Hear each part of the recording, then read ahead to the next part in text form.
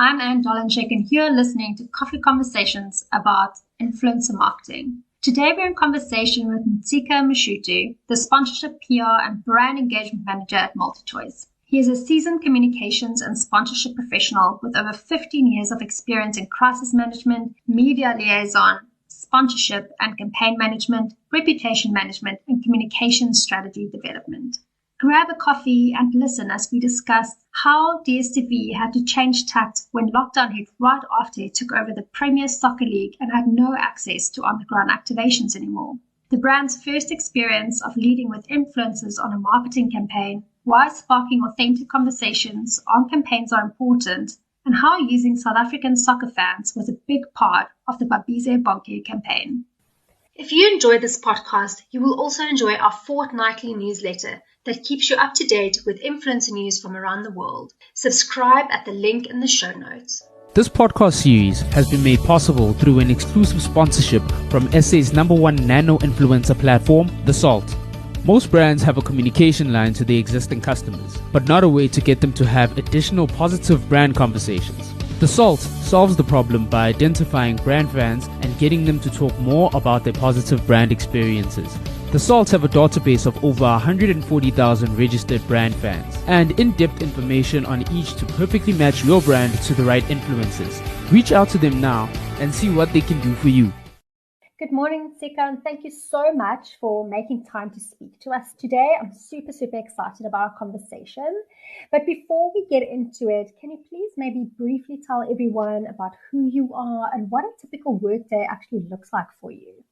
Oh, thanks, Anne. So I'm Ntsika Msuthu. I'm the sponsorship, PR, and brand engagement manager at DStv. Been in sponsorship and PR probably for the last 14, 15 odd years. 2022. So sure. It makes it 15 years now being around the sponsorship and PR / brand engagement side of things. To ask about a typical workday.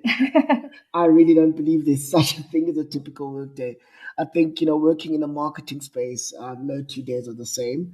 My job also, kind of incorporates a lot of media relations and PR. So if I were to try and put out a typical workday is, dealing with a couple of media queries. I try to do a lot of reading around what's happening worldwide in the sponsorship space and seeing how we can filter that through into what we do in the context of what we have available to us in South Africa, and more importantly for me, around the properties that we have as DStv. And a lot of meetings, a lot of stakeholder management.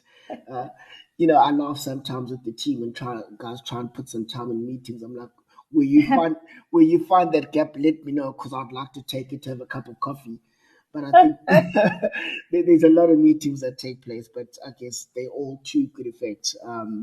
We have to plan a lot, and I think a lot of people agree that COVID kind of put a spanner in the works, and we've all kind of had to adapt to the so-called new normal. But I like it. It's challenged us as marketers. It's challenged us as sponsorship people to see how we do things differently. So, no 2 days are the same, but every day is interesting. I love that. You sound so passionate about what you do. And I also love what you just said, because I feel the exact same. Yes, the pandemic has obviously brought a lot of bad things, a lot of negativity, but it's also, like you said, challenged us and brought new opportunities for us as marketers, which just shook up the whole space. And we're really having an exciting time right now. No, most definitely. I think we had found ourselves in, and I don't want to say a rut because, people in our space would really be angry if I said we found ourselves in a rut. But I think, if we're honest with ourselves, we found ourselves ticking a lot of boxes. We were churning over a lot of work. I was finding personally that, some of the creative work that was coming around or coming out was starting to look very similar to what we had seen before. And we found ourselves when we were locked down. We had to find different ways to speak to people, different ways to engage with customers as brands. And all of a sudden, we call it a new normal, but I think it's something we should have been doing every year, trying to find a different way, trying to be a little more creative, trying to think outside of the box, and essentially really trying to push the envelope to see, how we can be a little more different to how we were in a previous campaign, in a previous year, or in a previous, I could say, decade. And I think that's been great for us. I've seen a lot of really creative campaigns coming out over the last 2 years. And I think that we've all challenged ourselves a bit more, which is really great for us as marketers. I 100% agree. And that quote kind of springs to mind. And I might be misquoting it. Necessity is the father of invention and creativity. And that's exactly what happened. We had to come up with solutions. Yeah, most definitely. You couldn't find yourself. And maybe if I take a step back and I look at us, especially in the sponsorship space, we had really become reliant on the ground activation as brand touchpoints. COVID comes around and you can't activate on the ground. You can't be in stadium. You can't speak to those 10,000 people or 15 or 20,000 people that are at a soccer game. Now you need to engage them and you need to get your brand out there and get a relevance to your brand. How do you do it? And we found ourselves in that space. And more importantly for us, or more especially for us as DStv, we took on the Premiership sponsorship, and no longer was the ink dry on the contract, and COVID had hit. So we walked into our first year of the sponsorship, and we really couldn't do anything on the ground. We couldn't have any on the ground activation. We couldn't have any fan engagement activities, and we kind of had to sit as a team and with our agency. And luckily, we have a good creative agency and the activation agency, and we have an awesome PR support agency on our side. And we had to find ways and look at different ways in which, okay, how do we as a new sponsor kind of stamp our mark on this new property? Considering we took the property over after 16 years at ABSA, Wow. And now you come in and you've got this new property, which is probably one of the greatest sporting properties in the country. Yeah. And you need to try and activate and you need to try and make it DStv and not ABSA, but you can't do anything on the ground. So it's been really interesting. I can only imagine that day, and it's just panic attacks all over the show. I would have been like, well, everything we planned, scrap that. Let's go back to the drawing board. That must have been such a panic attack. I'm sorry. I would have probably been like, I'm going to nap for like 5 hours. I'll chat to you later. I think I probably did nap for about 5 hours. And even in my dreams, it was just like, well, when you wake up, I'm still here. Yeah, it took all of us by surprise, I guess. Of course. If surprise is the right word. We, like I mentioned, I think we are fortunate as a business to have a really great PR agency. We have a really good activations agency. So the guys are really able to quickly turn around and look at ways to adapt to the situation where we found ourselves in. Social media all of a sudden became really big for us, and how we used it, how we told our stories in the PR space became really important. For the first time since, and I've been involved in sports with the PSL for a very long time now, for football in South Africa. And for the first time, we had to build a plan that was influencer focused and influencer led. And that for me was really interesting. I mentioned when we had a chat beforehand, I was, and maybe I still am, a bit of a skeptic around influencer marketing. But 2 years on, I'm here and I'm seeing results. And I think a learning curve for all of us. And I think COVID for the industry as a whole was a learning curve. So now you've said to me, and I know we spoke about this before we started recording, is that you were a bit of a skeptic about influencer marketing before you got involved in it. And I love asking my guests that question just purely because it's day and night when someone isn't actively involved in the channel versus after they've actually run a campaign or two. Like, their perceptions completely change. So I would love to know from you, before you actually started getting involved in it, what was your concerns or what was your perceptions about influencer marketing that you were a bit like, I don't know about? Yeah, so I think for me it goes back, and I like to go back quite a bit. You look at influencer marketing and you say, what are we really looking to do? And I've always benchmarked this on, and I'll give a sporting example because we really talking about something that's sports led. And I go back and I say, Michael Jordan came onto the scene and he took Nike to another level, and Air Jordans came on, and everyone wanted to have a pair of Air Jordan, and that for me was influencer marketing indirectly, and it wasn't called influencer marketing back in the days. You look at golf. Golf was seen as a sport for generally the older people. Here comes this young guy, Tiger Woods, with the swoosh on his chest, trailblazers every golf course, every golf tournament. And, before you know it, Nike Golf is on the rise. And all of a sudden, there is a new division within Nike called Nike Golf. There is a new group of golfers on the course. They're younger, they're sleek, they're more in tune with fashion. That for me was what influencers do. They're able to bring in a new crowd or an audience that you weren't really used to speaking to as a brand.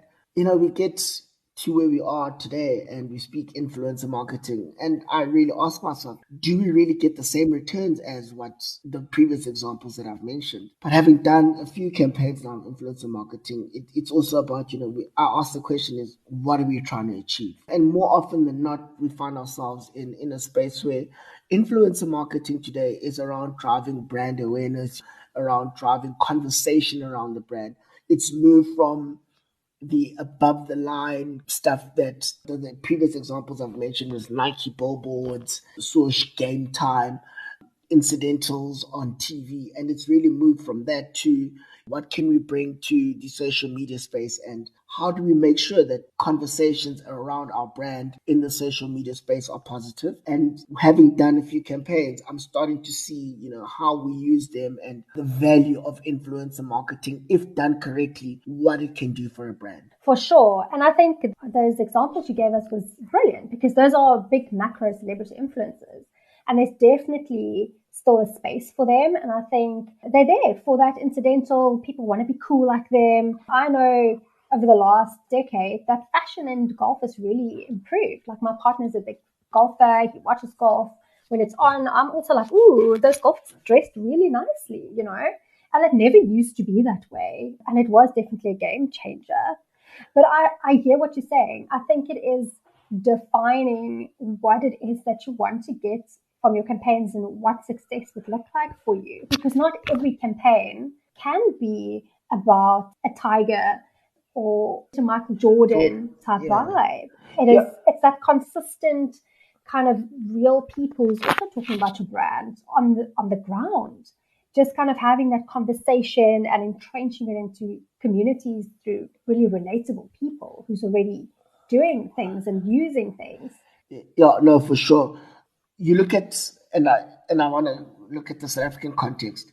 I think we have an oversaturated influencer marketing, or we have an oversaturated base of, and I put in inverted commas, influencers that are used in South Africa. And one of the things that I find, you kind of see the same people coming up every campaign with different brands. So for sure. And I don't want to mention names, but you'll see someone on a Nivea thing. Next thing you see them doing something for Dove. 5 months down the line, they're doing something for another, like a Revlon. But you see the same person with 3 or 4 different brands.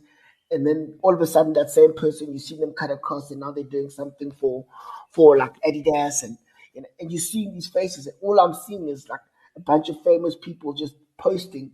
And I think a lot of people have now started picking up that once you see these celebrities post about products, 90% of the time they are paid to do it. And for me, when you look at influencer marketing, I want Anne to tell me about her experience of using or watching DStv, her favorite shows. So when we look at doing DStv campaigns, it's got to be a conversation with an Anne who's got 2 kids that enjoy watching Cartoon Network, that do kid stuff. So when Anne is posting about, oh man, guys, watch the show on DStv. If your kids like science, there's this on that happening. Or if your child is into sport, these are the whatever you can find on DStv. That is a more authentic conversation. It's more real life. And Anne's got a circle of people that follow her. There's maybe 10 or 15 other Annes who can engage in the conversation more truthfully than you get AB de Villiers, for example, to post about what his kids are watching. Because the minute he does it, the first question I ask myself, or the first question people tend to ask is, I wonder how much they pay. How much are they paying AB to talk about this? Like, really? Do you really, AB? You know what I mean? And hence, and that becomes my sore point, and is that when you see the same people talking about different brands this week. And I'll make a perfect example is this week you're talking about Netflix and the next week you're on a DStv campaign. How authentic is a conversation that you're really trying to have? Look, I will counter that and say I don't think there's anything wrong with it, depending on obviously the time between those campaigns, because we're all multifaceted. I've got DStv and I've got Netflix and I've got Showmax and I've got all these other things. So I think that can be authentic. It just depends on how that is positioned. And I also think that people must know that before you've been paid for this, that Anne watches Netflix, Anne watches DStv. But I 100% agree with you with the authentic conversations that carry on with the smaller influencers.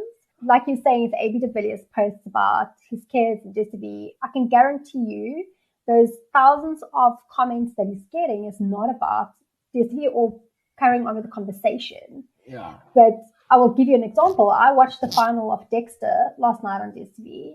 Killed me, broke my heart, I'm not going to lie. And I was very unimpressed with the final episode. And on my Instagram stories, I mentioned it. I was like, guys, I was not okay with this. And I had so many DMs and conversations about this episode where we were all talking about it. And I was like, yes. And someone even was like, oh my gosh, I haven't watched it yet. Was it good? I need to go watch it. And I was like, yeah, go watch it so we can discuss it. And I don't know if celebs get that kind of personal, authentic conversation. And I think for me, and that's exactly my point, is that when you engage in these kind of campaigns, and I say to the guys is that I want us to create conversation. The person or the influencer we use needs to be someone who is going to be part of the conversation. There needs to be engagement. Like the followers need to be like, oh my word, Ntsika, actually, I remember the last time we spoke about golf on your timeline. This is what you're saying. Exactly. And now you've changed your mind and now you're talking about 1, 2, 3. But did you see this? Do you know that?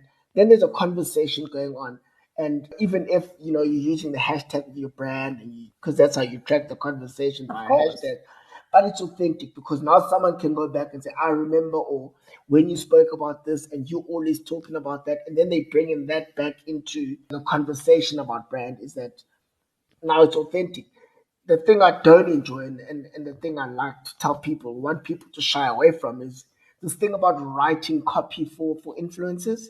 No, please, no. We can have a whole podcast about that. Because then you automatically see, but Anne doesn't speak like that. Ntsika doesn't speak like that.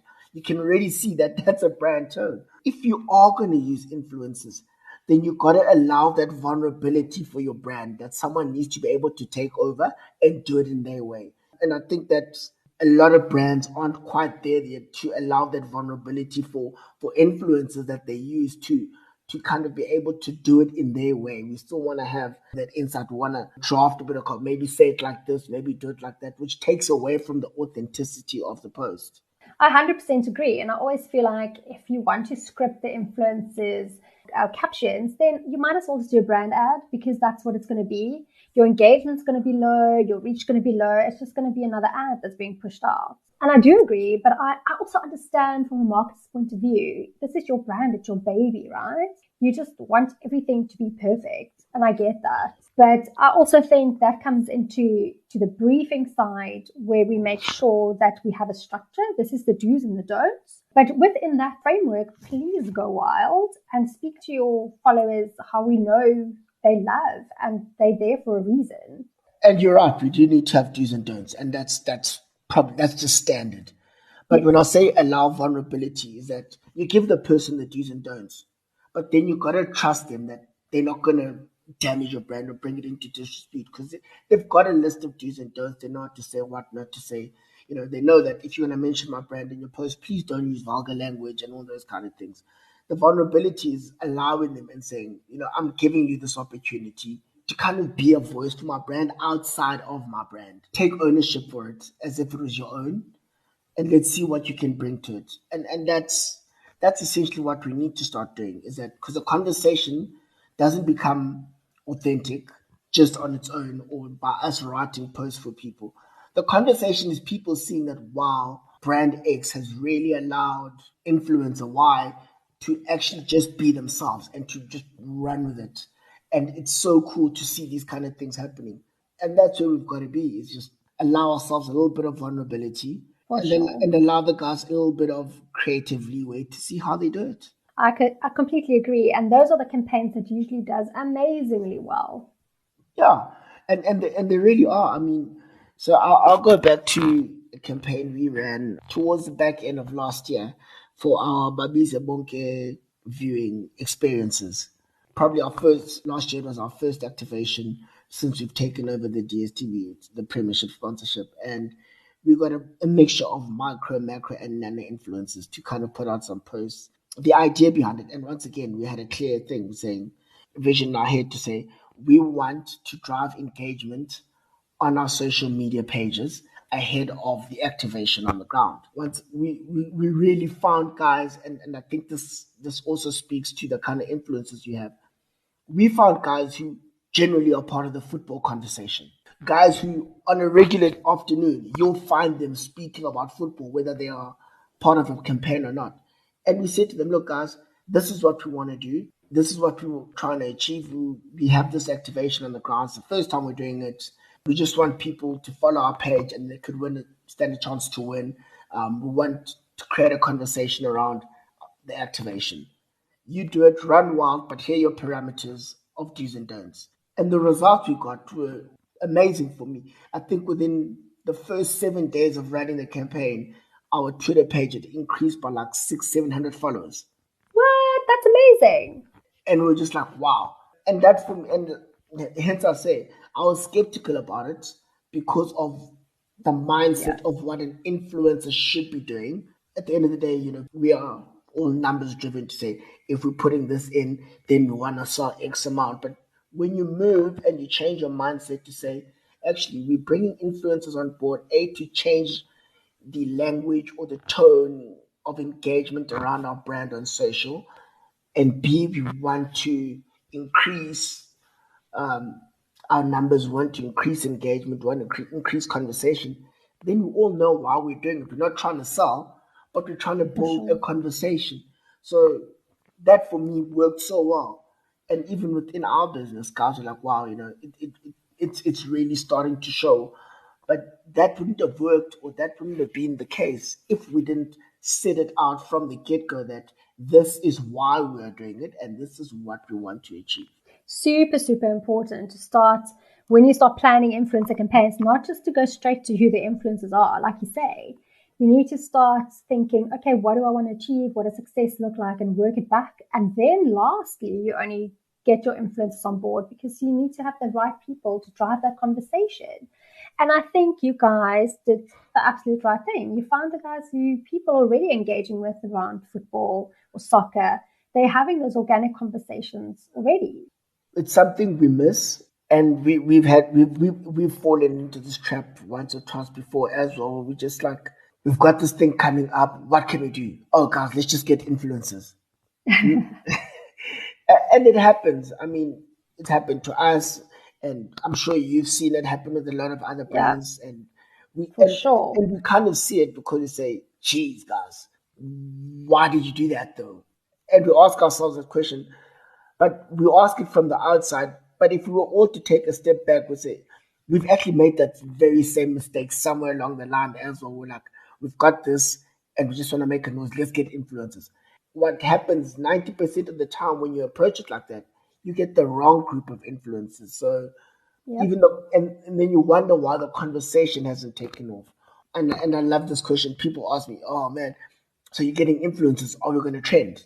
And I'm like, well, that's not the idea. That's not the idea. And there's a lot of people who feel like once you have influencers, then you must trend. Like that's not the idea here. You could trend, but you could trend for the wrong reasons, even with those influencers. We've seen that, yes. It's not a great feeling. And you trend off for the wrong reasons, off the back of an influencer campaign, because people are just having a go at you because of the influencers. Correct. #NoFilter. That's how this podcast is delivering real down-to-earth stories told by real people. For an influencer campaign that takes brand conversation to everyday real-life situations, go check out theSALT.co.za. They are the undisputed experts in real influencer marketing. So So for that then, what kind of KPIs were you measuring? Because I get the feeling you did this right. You had a plan, you had KPIs, you were measuring metrics. Which metrics is really, really important for this campaign? Look, I think metrics are important for all campaigns. This was our first one. We had really set ourselves a target of growing our follower base by, I think, 400 people. But we're looking at 400 followers, and that was a brand target. So that was our target to say this is what we're looking to do by using these influencers. We had not set out a clear. We didn't have a KPI or matrix for the influencers. But with that said, I think that when you do these kind of things or when you have these kind of campaigns, it is important that you set out a KPI or some sort of KPIs for the influencers themselves as well, so that there's something of tracking if they did good or not. Because one of the things we couldn't say, as much as we achieved our KPI as brand or what we wanted to do, we couldn't really track and say, okay, and as an influencer, you achieved your KPIs or you underperformed or we should use you again because of 1, 2, 3. Because we never had those kind of things in place. And it's something we've now implemented to say when we have an influencer campaign, we first need to look at what are our KPIs, what do we want to achieve as a brand, and then we kind of sit and say, okay, this is what the KPI should be for our influencers. So, yeah, like I said, we learn as we go. And I think in South Africa, we haven't quite evolved or gotten to that point where I see a couple of campaigns that are run by the guys in the US, and I don't want to compare because their market has been doing this for years. But we're going to get there at some point. But we've got to build these things looking at the landscape that we are working with, and not try and think that a copy and paste of what we're seeing happening in the US or in other markets is ideally going to work here. And I think that's a really good point, because I also say that to clients. You cannot compare. South Africa, we haven't been doing it for as long as, to your point. The nice thing about that is that we can look at other markets and see the pitfalls and avoid certain things. We're also a super unique market that even if we do look at what they're doing, their trends won't necessarily work for us, but we can take inspiration from it, which is always great. And I do think we do learn as we go. That's what any marketing is about. We have learnings from the previous campaigns. We put things in place so we know that the things we see, like you were saying, you didn't have specific KPIs for the influencers. The next campaign, they're going to be there. So it's all good. We learn, we grow. Yeah, I think that's the beauty about finding yourself in a market like South Africa, in that we're not as developed as others, but we developed enough to create our own norms and standards. And that's always amazing, because when you get to a point where someone brings up an argument and says, but this is how they do it in the US, we're not the US. You can always come to it to say, okay, let's go look at the US market and see, who they're talking to. In South Africa, you're talking like the LSM split of the conversation you're gonna have. It's so wide that you can't say it worked in the US, or why aren't we doing it like they do it in the US? Because the conversations are different. You look at social, like the people on social are from the highest to the lowest LSM. Everyone is involved or has some kind of social presence. Like, I was surprised. So I come from a rural area in the Eastern Cape. Like, I went down for the holidays to Kamata, where I come from, and the amount of people that are on Facebook in the rural areas is amazing. So already, when you're trying to engage an audience in a rural area, it's not going to be the same as you trying to engage with someone that's sitting in Johannesburg or in any other metropole. So definitely not. So already your approach is going to be different. And I look at it, some of the biggest consumers of our brand are people sitting in the rural areas or in peri-urban areas. But the way you speak to them or the way you engage with them is totally different to how you're going to engage with someone who's sitting in Sandhurst or Dainfern or Constantia in Cape Town or Ballito in Durban or any other one of these kind of metropole areas. So that's what makes our market different, is that you've got to be able to speak across or speak to people across a spectrum from the highest LSM to probably the lowest. And that's really challenging sometimes, but I feel like we're getting there. Like you say, it's just putting in some research and some thought behind things, and it's not a one size fits all. No, geez. You automatically fail yourself if you think you're going to have a one size fits all campaign. I No, mean, for sure. even with us, I look at it and we have the conversation and we laugh about it amongst ourselves as a team. We're like, guys, everyone in South Africa loves football. And I'm like, yes, everyone loves football, but how many people love the product that we are selling? Because we are That's two selling, different questions. we are selling the PSL. Yes, everyone loves football. 90% of South Africans watch it. But of that 90%, how many of them are watching the PSL? And how many of them are watching EPL? Because those are Yeah. two different conversations. So when we make our plans and when we work on our brand engagement plans, we can't say, oh man, we're only gonna use Instagram, TikTok, and all those kinds of things. Because 90% of the market we are talking to are not on Instagram and TikTok, but they're on the ground and they have Facebook. Yep. So 100%. we need to skew our campaigns to look at how do we make sure that our conversations are more targeted towards Facebook. And I'm not saying let's neglect the other two, but I'm saying we need to ensure that our concentration is skewed to most where the genuine conversation, the genuine followers are of our brand, or the genuine consumers of our product are, and we can still have that conversation with the people on the Instagram, on Twitter, and on TikTok. But 90% of the guys we're trying to talk to are not there. No, for sure. And I think that is super, super important. You can't just look like, oh, TikTok's the newest craze, let's just go TikTok. It's like, no. If your audience isn't there, you're going to be speaking to a wall.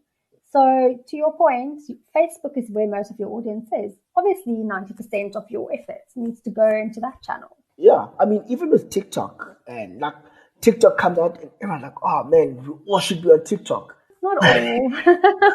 Yeah, I mean, hold it. Let's pull up the brakes. Let's think about this. Let's think about what kind of a brand are we? Are we a brand that's really gonna resonate with the TikTok audience? That's the first question you need to ask yourself. Are we? And if you're not, then there's no need for you to try and play on TikTok. But see how you can improve on the platforms where you really are. TikTok, yes, is short form content, but you don't need a TikTok account to kind of play in that space of making short form content. If you want to make short form content, make it, but make sure it works for the platforms where you are and where your people are going to consume it. I wish I could give you a high five. That's the kind of thinking we need going into marketing in 2022, because it's so important to think about those things.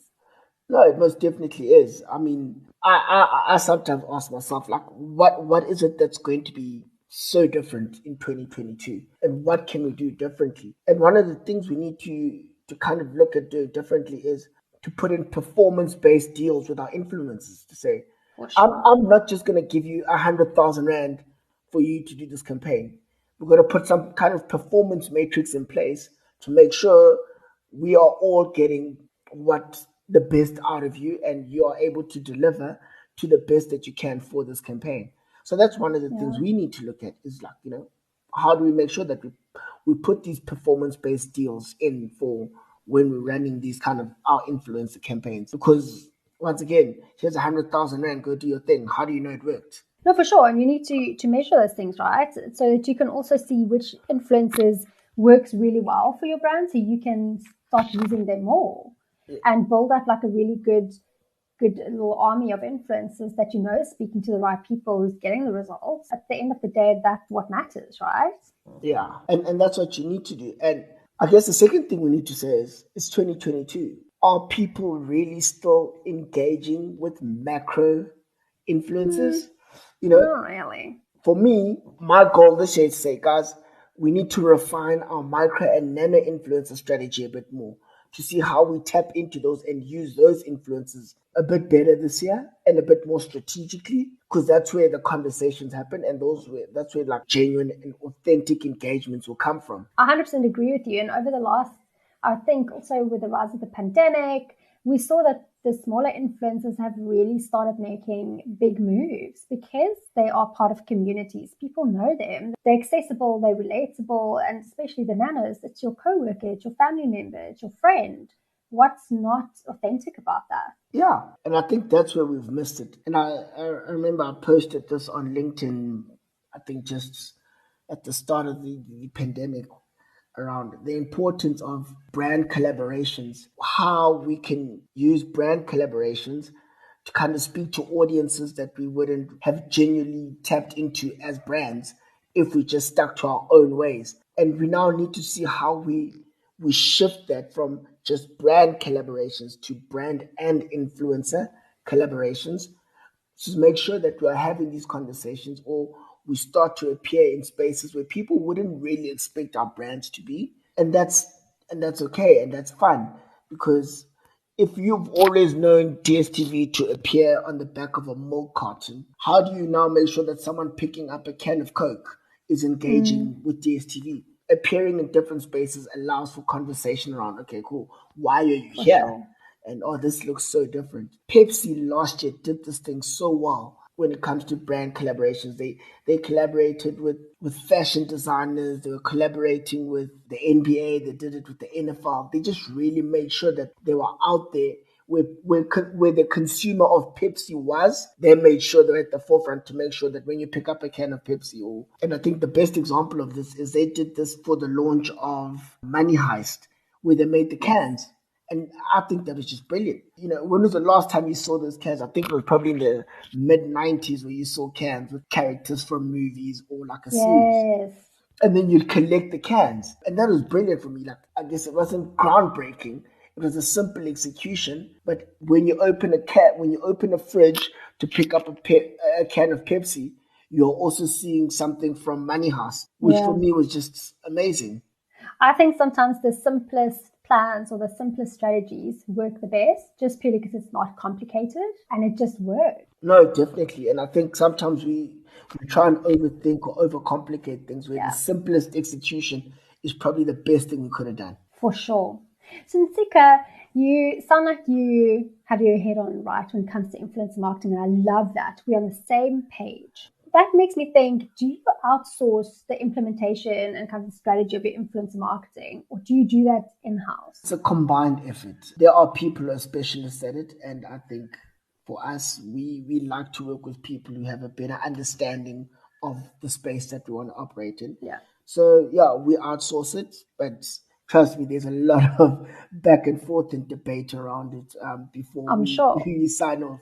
Like I said, I was a skeptic, and it took a while for them to get me sold. But I think, like I said, they are specialists in it. They kind of gave me the understanding and showed me how it works. So we've been fortunate once again to have agencies and people that we work with that are specialists at influencer marketing, and they've really helped us.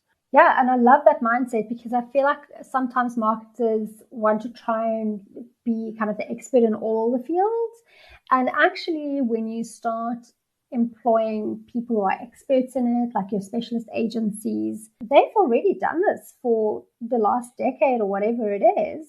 So they're not going to be experimenting. They know what works and what doesn't, and they will kind of guide you, and it will take that headache away from you trying to learn everything you need to know in the next 10 days that they've accumulated over years and years. Yeah, I think you kind of hit the nail on the head when you say it takes a headache away. There's a certain peace of mind that you get when you work with guys that are specialists or guys that have done something before. I've Yeah. always said that, I got my job because I have an understanding of what I do and I'm good at what I do. So there's a reason these guys are the influencer agency. For sure. Why not use them? In saying that, I also think that it's always good to keep them on their toes, challenge, ask the questions that you need to ask. I don't believe that you should take everything that's put in front of you at face value. And I No. believe that one of the things we need to start doing, or need to look at doing a little more, is kind of questioning the campaigns that are put in front of us so that we also better understand why people are being chosen, or the approach that is put on the table is the one that is being tabled. No, I agree with that. And I think it's very important for you as the marketer. It is your brand to be super involved in that. Ask the questions, put more ideas on the table. it's like a collaborative effort at the end of the day. We want the clients to be super happy, but we also want it to work really well. And it's just, you can't just do it from one side. Yeah, it's always a joke that the guys at agencies say, I'm like, no, guys, we're a team. And someone's like, no, you're client. I'm like, well, I might be client, but when I go back to the business and present this and I don't know what's happening, I'm the one who's going to look very silly, not you. Exactly. So I enjoy the debate, and I enjoy having to go through it. And sometimes it becomes a bit of a tedious task because I nitpick on, why this person, why not that person, and then you have to have that conversation. And why do you choose this approach for this campaign and not a previous one, so that you understand? I mean, it's pointless having it and you're not able to understand why we're doing it for this one and it didn't happen for the last one. Or maybe we should do it for this one and try a different approach for the next campaign. And those are the conversations I enjoy having with the team as well. And I think it's important because, to your point, if you go and present back the results or the campaign, you're going to get those questions. And if you haven't asked it and you don't know, it's going to be hard on you. Yeah. When we present probably in front of 60, 70 people that sits on our call when you present. And if one question is asked and you don't know, it just doesn't look good on you. But I think also asking the questions is really not about, you looking good when you have to present your business. It's also, it helps you to understand. I've always been of the belief that you never stop learning and you learn more by asking more questions. And for me, I've learned so much in the last 2 years just by working with influencer and marketing agencies about not only influencer marketing, but how to look at what we do differently. So it doesn't, not necessarily in the influencer marketing space, just generally, just giving you a different eye or a different outlook on the work that we do. Look, it's really dangerous in our industry to ever stop learning. You have to keep reading and watching and learning and evolving because everything changes so quickly. You can't be stuck doing the same thing you did 4 years ago. It's just, it doesn't work that way in our industry, unfortunately. Yeah. You say 4 years ago, like you can't do this. Last month. Yeah, you can't think that a campaign or an execution that worked 2-3 months ago is going to work again now. For sure. And I think that is a great high note to end our conversation on. So Ntsika, thank you. You've been so insightful and I think everyone's learned from you as well. I definitely made a couple of notes. So in closing, can you maybe tell everyone where they can find you online if they want to learn more about you, if they want to learn more about DStv? Where can they do that? Yeah, so maybe I'll start with DStv. So yeah, we're on Twitter, Facebook, and Instagram. It's at DStv on Twitter, at DStv_ZA on Instagram, and on Facebook, it's DStv. And then I'm on Twitter. It's at Ntsika Msuthu on Twitter. And yeah, I'm more than happy to have these conversations. It's always interesting. Fantastic. And thanks again for your time. And I'm sure we'll chat to you again soon. Thanks so much for having me. Thanks so much, Ntsika. Thank you. This podcast series has been made possible by theSALT, the influencer company that turns influence into affluence. In the same way that information is presented in this podcast in a relatable and authentic way, theSALT gets your customers to tell their real brand stories to their community. Go to thesalt.co.za to learn more about how theSALT can help you grow your business.